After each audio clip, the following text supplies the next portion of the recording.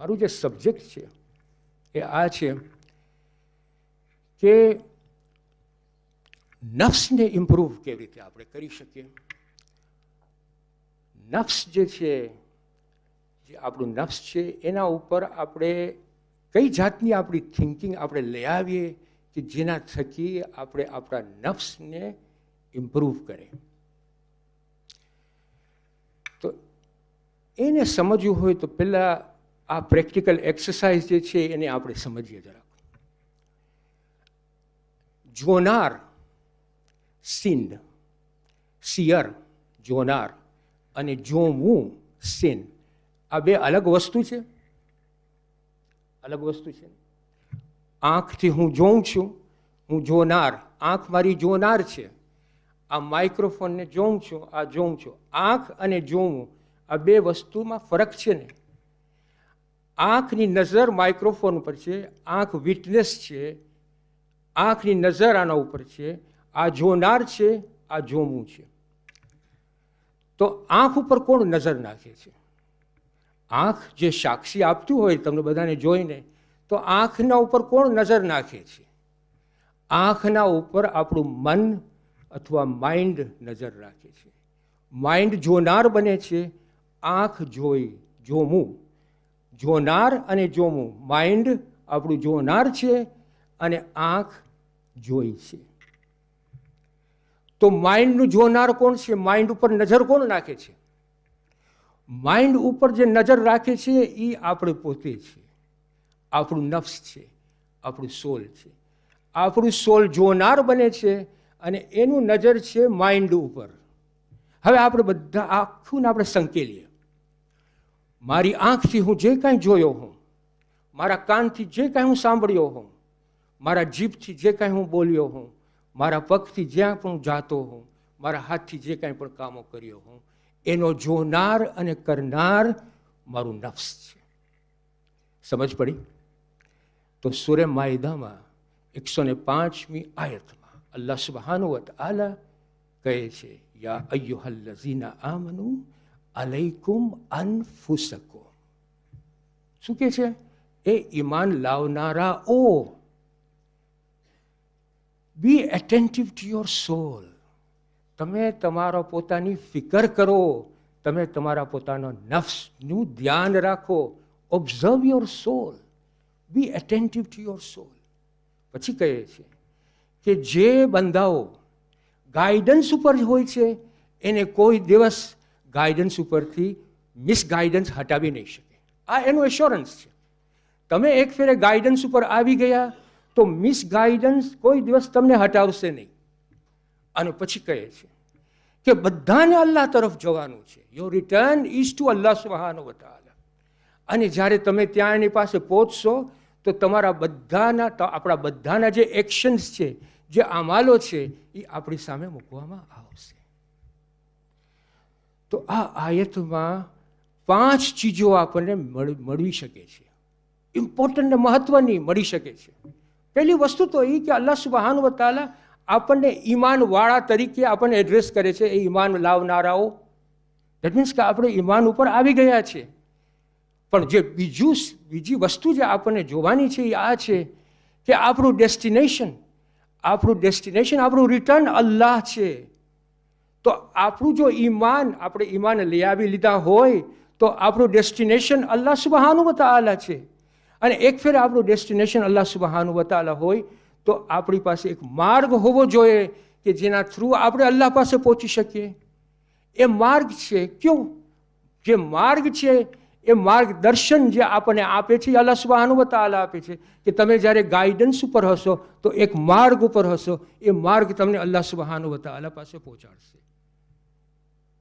અને જો તમને એ માર્ગ ઉપર રહેવું હોય, એ માર્ગદર્શન ઉપર રહેવું હોય, એ ગાઈડન્સ ઉપર રહેવું હોય તો અલ્લાહ સુબ્હાનહુ વ તઆલા કહે છે અલૈકુમ અનફુસકુમ, પે હીડ ટુ યોર સોલ. તમે તમારા નફ્સનું ધ્યાન રાખો. સૂરા અલ-ઇસ્રામાં અલ્લાહ સુબ્હાનહુ વ તઆલા શું કહે છે? કહે છે કે તમે જેટલું તમારું જે સારું કામ છે એ તમારા માટે સારું છે અને તમારા જે ગુનાહો છે એ તમારા માટે ખરાબી છે. મતલબ એમ કે જ્યારે તમારું સોલ સારા કામો ઉપર મોકલશે કયામત માટે, કયામતના દિવસો માટે અને હિયર આફ્ટર માટે, એ તમારા જ બેનિફિટ માટે છે, અહીંયા અને આખરેતમાં. પણ જ્યારે તમે ગુનાહોનું કામ કરશો તો તમને જ તમારા પ્રોગ્રેસને, તમારા ગ્રોથને, તમારી ઇન્સાનિયતને એ જ અટકાવશે. અને છેલ્લું કે તમે ત્યાં જ પહોંચવાના છો, પણ જ્યારે પહોંચશો ત્યારે તમારા આમાલો તમારી સામે જ સાક્ષી તરીકે આવશે. આંખ સાક્ષી આપે છે, મગજ આંખની સાક્ષી આપે છે, તમારું પોતાનું નફ્સ, તમારા મગજ તમારી આંખની સાક્ષી બને છે. ત્યાં કોર્ટની કાંઈ જરૂર નહીં પડે, તમારા હાથો જ તમારી સાક્ષી આપશે, તમારી આંખો જ તમારી સાક્ષી આપશે, તમારા કાનો જ તમને સાક્ષી આપશે. એટલે અલૈકુમ અનફુસકુમ આ એક ઓપરેટિવ વર્ડ છે. પે હીડ ટુ યોર સોલ, તમારા નફ્સનું તમે ફિકર કરો.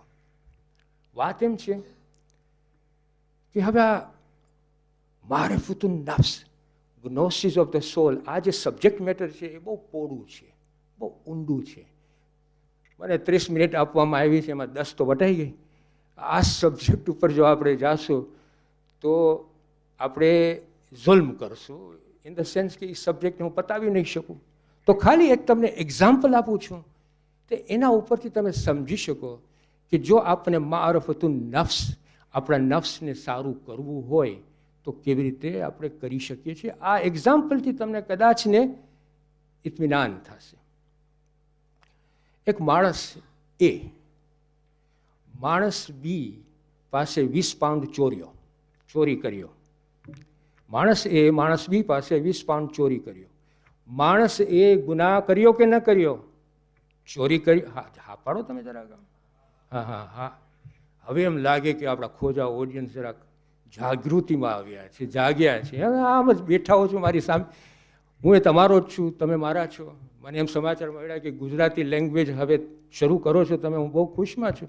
ને કાઝિમ મને સમાચાર આપ્યો કે ગુજરાતી લેસન હવે શરૂ થવાના છે. માશાઅલ્લાહ, વેરી ગુડ. ઓકે, તો માણસ એ માણસ બી પાસેથી 20 પાઉન્ડ ચોર્યો. માણસ એ ગુનામાં ગયો, એક ગુનાહ કર્યો. બીજું કે માણસ એની જે નફ્સ છે એ નફ્સ કોન્ટેમિનેટ થઈ કે નહીં, ખરાબી થઈ કે નહીં, એ આખિરતમાં એ નફ્સ જાશે ત્યાં અલ્લાહ પાસે. સવાલ એ આવે છે કે બીનું દુઃખ શું? હવે બીને કોઈ પણ સફરિંગ મળી? ડીડ બી સફર? ડીડ હી સફર? હા, પૈસા ગયા.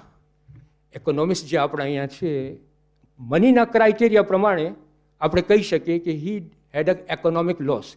ને એની પાસે એનો ક્લેમ એ છે કે ભાઈ કોર્ટમાં જઈને એ પાસે 20 પાઉન્ડ કઢાવે, બરાબર કે નહીં? પણ કુરાનના ક્રાઇટેરિયા પ્રમાણે એને કોઈ દુઃખ પહોંચ્યું છે? કુરાનના ક્રાઇટેરિયા જે આનાથી વધારે જાય છે, કુરાનના ક્રાઇટેરિયા પ્રમાણે ઇટ ડિપેન્ડ્સ કે બી જે છે એ કેવી રીતે બિહેવ કરે છે. એ બી જો ફરિયાદ જ કરતો હોય, મારા 20 પાઉન્ડ ગયા, મારા 20 પાઉન્ડ ગયા, મારા 20 પાઉન્ડ ગયા, મારા 20 પાઉન્ડ ગયા, તો એ શું કરે છે? એ એના નફ્સને જુલ્મ કરે છે, એના નફ્સને અન્યાય આપે છે, એના નફ્સને ઓપ્રેસ કરે છે. એનું થિંકિંગ જે છે એ તૌહીદી થિંકિંગ નથી, એ અહીંયાનું વર્લ્ડલી થિંકિંગ છે કે મારા 20 પાઉન્ડ ગયા, જો તો મારા 20 પાઉન્ડ ગયા. હવે આ થિંકિંગના બદલે જો આવી થિંકિંગ હોય કે ભાઈ આ એક માલિક મને આપ્યો છે આ 20 પાઉન્ડ, એની મસલિયત છે કે એ 20 પાઉન્ડ પોતે લઈ લીધો, અને એની મસલિયત હશે કે એ મને 20ના બદલે 200 આપશે, કારણ કે આ 20 છે એ મારા નથી, આ જે મારું છે એ મારું નથી, એ આપ્યું છે, કોઈ આપ્યું છે, એનું છે. હવે જો આવી થિંકિંગ હોય તો ઓલો બી જે છે એ ફરિયાદ નહીં કરે અને એના નફ્સને જુલ્મ નહીં આપે. આ મારું છે, મારી ગાડી છે, મારું મકાન છે, મારી સંપત્તિ છે, મારું એ આપણી જે છે ને આ થિંકિંગ, આ જે વિચારણા છે ને, it's a mental construct by us. રિયાલિટીમાં તમે જોવા જાઓ, રિયાલિટીમાં શું છે? રિયાલિટીમાં આ બધી જે વસ્તુ છે એ આપણી નથી, એ અલ્લાહની જ છે, એ અલ્લાહની જ છે. અને એનો સુબૂત, એની દલીલ શું છે? એની દલીલ છે મોત. મોત આ એની દલીલ છે. આ બધું ભેરું કર્યું, આપણે બધું ભેરું કર્યું. જ્યારે મોતનો વખત આવે છે ત્યારે કેટલી વસ્તુઓ તમે તમારી સાથે લઈ જાઓ છો. ઘર લઈ જાઓ છો, પૈસા લઈ જાઓ છો, કોઈને પણ લઈ જાઓ છો. ખાલી તમારા આમાલો સિવાય કાંઈ પણ જાય છે?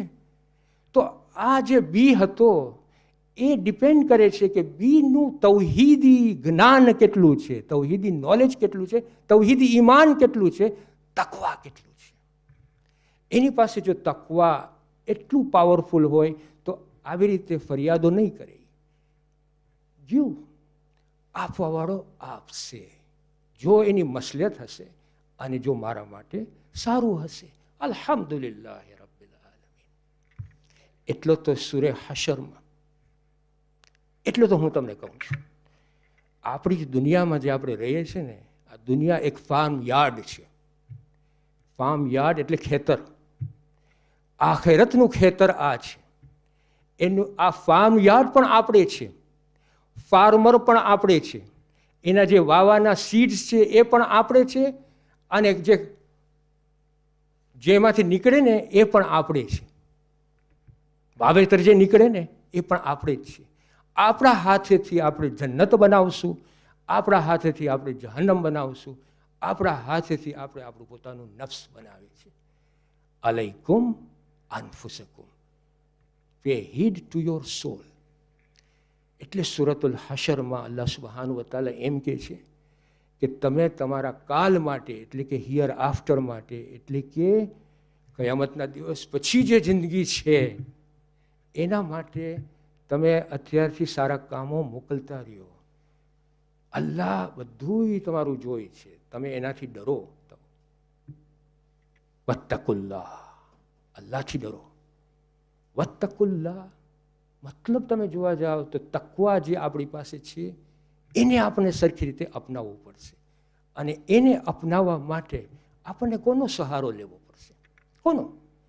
મૌલાએ મુત્તકિયાન અલી ઇબ્ન અબી તાલિબ અલૈહિસ્સલામ.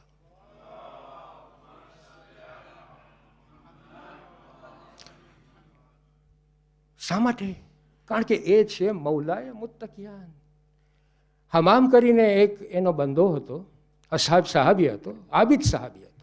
એણે હઝરત અલી અલૈહિસ્સલામને કહ્યું, હુઝુર તમે મને તકવા એવી રીતે બતાડો કે હું એને જોતો હોઉં. પહેલી વાર પૂછ્યું, બીજી વાર પૂછ્યું. હઝરત અલી અલૈહિસ્સલામ કે હમામ તું અલ્લાહથી ડર, સારા કામ કર, અને અલ્લાહને જે અલ્લાહથી ડરે છે અને સારા કામો કરે છે એ નજદીક રાખે છે. પણ હમામ એનાથી સંતોષ ન હતો, એને અસંતોષ થયો છે. ના હુઝુર મને સરખી રીતે સમજાવો. ત્યારે આ ખુતબો જે છે ને, ખુતબાએ હમામ કાં તો ખુતબાએ મુત્તકિયાન, તમને નહજુલ બલાગામાં મળશે. એમાં પહેલી જે કડી છે, પહેલી કડી એ કહે છે જાણી લ્યો. અલ્લાહ હઝરત અલી અલૈહિસ્સલામ કહે છે જાણી લ્યો આપણને બધાને અલ્લાહ સુબ્હાનહુ વ તઆલા એક સ્થિતિમાં પેદા કર્યા છે. એની નાફરમાની એને નુકસાન નહીં આપે, અને એની ઓબિડિયન્સ એને ફાયદો નહીં આપે. કેટલું ઊંડું શબ્દો હઝરત અલી અલૈહિસ્સલામ યુઝ કર્યા છે કે આપણને બધાને પેદા કરીને એક સ્થિતિ આપી છે. એ સ્થિતિમાં એની જો નાફરમાની કરશું તો એને કાંઈ નુકસાન નહીં જાય, અને એને જો ઓબિડિયન્સ કરશું તો એને કોઈ ફાયદો નહીં થાય. ફાયદો આપણને થશે અને નુકસાની આપણને થશે. મતલબ એ પછી કરે છે, પછી લખે છે કે બધાની રોજી અલ્લાહે બધાને વેચી આપી છે. He has distributed the livelihood of every one of us. કોઈને કમ્પ્લેન કરવાની જરૂર નથી. આ દુનિયામાં તમે જ્યારે જન્મ્યા ત્યારથી તમારી રોજી અલ્લાહે વેચી દીધી છે. હવે હું તારી રોજી ખેંચી લઉં, કારણ કે હું પૈસા પૈસા પૈસા રાખતો હું, અસરાફ કરતો હું, જેટલું લીલામ છે એ ડિસ્ટ્રોય કરતો હું, તો અલ્લાહનો વાંક છે કે મારો વાંક છે? અલ્લાહે તો આપણને બધાની રોજી વેચી દીધી છે. પછી કહે છે હઝરત અલી અલૈહિસ્સલામ કે અલ્લાહ સુબ્હાનહુ વ તઆલા બધાને એક સ્થિતિમાં રાખ્યા છે. That means he has assigned a position for every one of us. એટલે કે આપણા હાથમાં અમુક વસ્તુઓ નથી. આપણે જાડા હોય, પાતળા હોય, કાળા હોય, ધોળા હોય, ગરીબને ત્યાં આપણે જન્મ્યા હોય, પૈસાને ત્યાં, પૈસાદારને ત્યાં, એ આપણા હાથની વાત છે. તમે ક્યાં જન્મ્યા હતા, આપણા હાથની વાત છે. આપણે અલ્લાહને કીધું હતું કે મને અહીંયા પૈસાવાળાની પાસે જન્મ આપજો? નહીં. એણે એક ફેરે તમને પોઝિશન આપી દીધી કે તમે ગરીબની ફેમિલીમાં તમે જન્મ્યા કે પૈસાવાળાની ફેમિલી તમે જન્મ્યા. આ અલ્લાહે પોઝિશન આપી છે આપણને આ દુનિયામાં. વાત એમ છે કે આ પોઝિશન પછી જે પહેલો પગલું આપણે જે લઈએ છીએ આપણા ઇખ્તિયારની સાથે, એના ઉપર આપણી પરીક્ષા છે. પોઝિશન કઈ આપી છે એના ઉપર પરીક્ષા નથી, પણ તમે જે પગલું પહેલું લીધું તમારા ઇખ્તિયાર સાથે, ગરીબની ફેમિલીમાં છો પણ ગરીબની ફેમિલીમાં જો તમારું પોતાનું પગલું જે પહેલું લીધું ઇખ્તિયારની સાથે, તમારા ફ્રી વિલ સાથે, એના ઉપર તમારી પરીક્ષા છે. કઈ પરીક્ષા છે? અલ્લાહ સુબ્હાનહુ વ તઆલા કુરાનમાં કહે છે ભયથી, મીન્સ ફિયરથી તમને પરીક્ષા લેશે. ખાવાનાથી, હંગરથી, ભૂખથી તમારી પરીક્ષા લેશે. ફરજંદોથી પરીક્ષા લેશે. આજે છે કાલે નથી ફરજંદ, એનાથી પરીક્ષા છે. માલથી પરીક્ષા લેશે. અને પછી અલ્લાહ સુબ્હાનહુ વ તઆલા કહે છે રસૂલને કે એ રસૂલ, જે સબરવાળાઓ છે એને કહી દો કે જ્યારે તમારા ઉપર મુસીબતો આવે ત્યારે તમે કહો ઇન્ના લિલ્લાહી વ ઇન્ના ઇલૈહિ રાજીઉન. આ આપણી પરીક્ષાઓ શા માટે?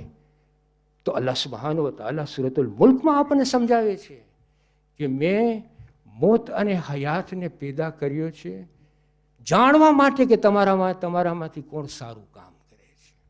આ આપણી પરીક્ષાઓ છે. કેટલું સરખી રીતે આપણને સમજાવે છે કે અલ્લાહ કેટલો જસ્ટ છે, કેટલો ઇન્સાફ દેવાવાળો છે. એટલું જ નહીં, પણ આ દુનિયા એક સફળતાની દુનિયા છે. એમાં જ્યારે આપણે અલ્લાહ પાસે પહોંચશું તો એકલા જ પહોંચશું, અને જ્યારે આપણે એકલા પહોંચીએ ત્યારે આપણે નફ્સે મુતમઇન્નામાં પહોંચીએ. એટલે અનફુસકુમ, અલૈકુમ અનફુસકુમ, પે હીડ ટુ યોર સોલ.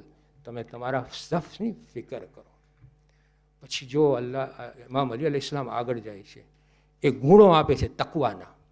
ઘણા ગુણો આપે છે, પણ મને એક જ ગુણો ઉપર જરાક પ્રકાશ પાડવો છે, અને એના પછી સાહેબ કહે છે કે તકવાવાળાની વાતચીતો હોય છે ને, વાતચીતો સમજો છો કે નહીં? વાતચીત, બોલવાનું, એ બોલવાનું મુખ્તસર હોય છે, સત્ય હોય છે, સવાબ હોય છે. મંતિક હુમુસ સવાબ. મંતિક હુમુસ સવાબનો મતલબ એમ કે મંતિક શબ્દ જાણો છો? મંતિક એટલે લોજિક. મંતિકનો જે રૂટ વર્ડ છે એ નુત્ક છે. નુત્કનો મતલબ એમ થિંકિંગ પાવર. તકવાવાળા પાસે આ થિંકિંગ પાવર હોય છે, નુત્ક. અને બીજો શબ્દ એના ઉપરથી છે મંતિક. મંતિક એટલે કે thinking process. Both the thinking power and the thinking process is with the people of તકવા. કારણ કે હઝરત અલી અલૈહિસ્સલામ કહે છે કે પીપલ ઓફ તકવા are the people of distinction who are passing through this world. કે આ જે પોઝિશનમાં તમને બધાને નાખવામાં આવ્યા છે એનો જે પહેલો પગલો તમે જો લેશો અને તકવાથી તમે લેશો તો તમે સક્સેસફુલ થશો. એનો મતલબ એ છે. અને એનો ગુણો આ પહેલું ગુણ આપે છે કે જે તકવાવાળા માણસ હોય છે એની જે બોલ હોય છે, એની જે વાતચીતો હોય છે એ મુખ્તસર હોય છે, સત્ય હોય છે, ને સવાબ હોય છે. મંતિક હુમુસ સવાબ. પછી બીજા ઘણા ગુણો હોય છે, અને એના ઉપર ઇન્શાઅલ્લાહ નેક્સ્ટ ટાઈમ મુખી જો કહેશે કે આવો ગુજરાતીમાં તમે કરો લેક્ચર, તો ઇન્શાઅલ્લાહ આપણે એના ઉપર વધારે જશું. સમજ પડી? બરાબર? સલવાત.